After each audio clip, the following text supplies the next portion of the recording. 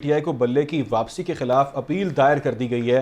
Election commission ने Peshawar high court का फैसला सुप्रीम कोर्ट में चैलेंज कर दिया। इससे पहले मैं आपको बताया था, ज़राए की जानिब से हमने आपसे बात कंफर्म की थी कि इसको चैलेंज किया जाएगा। ये फैसला कर लिया गया है कि election commission Peshawar high court के फैसले को, बल्ले के निशान की वापसी के फैसले को चैलेंज करेगा सुप्रीम कोर्ट में। और अब ये खबर है कि इलेक्शन कमीशन ने पेशावर हाई कोर्ट का फैसला सुप्रीम कोर्ट में चैलेंज कर दिया है। मजीद अपडेट्स हासिल करते हैं, मैं ज्वाइन किया है नुमाइंदा PNN शबिया नकवी ने। शबिया नकवी, जैसा कि बताया जा रहा था कि इस फैसले को चैलेंज किया जाएगा और अब ये खबर कि फैसला चैलेंज किया जा चुका है, क्या डिटेल्स हैं?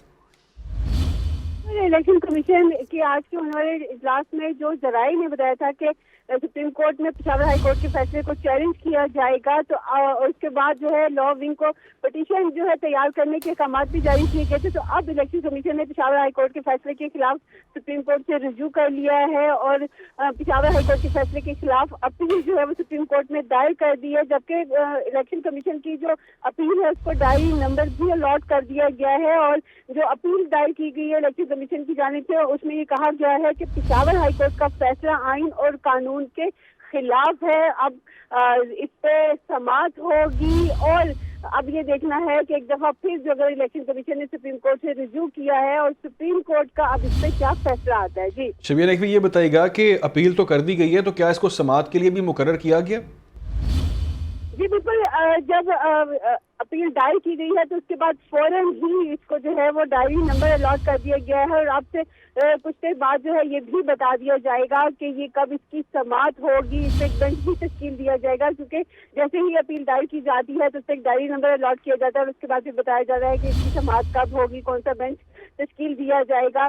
तो अभी हम ये देखें, क्योंकि मामला इंतखाबात से रिलेटेड है, तो हम यही देखें कि सुप्रीम कोर्ट जितने भी मामला इंतखाबात से मुतालिक होते हैं उनको जल्द अज जल्द जो है उनको निपटाने की कोशिश की जाती है और जो मुकदमात हैं उनको जल्द समाअत के लिए मुकर्रर किया जाता है। तो हम यही उम्मीद कर रहे हैं कि सुप्रीम कोर्ट जो है आने वाले ठीक है। शबिया नकवी हमारे साथ ही मौजूद रहे। शबिया नकवी हमें ज्वाइन किया हाफिज एहसान अहमद ने। हाफिज एहसान अहमद साहब माहिर कानून है। हाफिज साहब, बहुत बहुत शुक्रिया आपके वकीली। जैसा कि ये कहा जा रहा था, कल भी इस पर हम बात कर रहे थे कि इस फैसले को चैलेंज कर दिया जाएगा, तो अभी खबर सामने आई है कि इलेक्शन कमीशन ने पेशावर हाई कोर्ट के फैसले को सुप्रीम कोर्ट में चैलेंज कर दिया है और इस पर अब समाअत भी होगी। क्या समझते हैं आप, इस समाअत में मुमकिन तौर पर क्या हो सकता है? क्या पेशावर हाई कोर्ट का जो फैसला था उसको बरकरार आपको लगता है कि रखा जाएगा?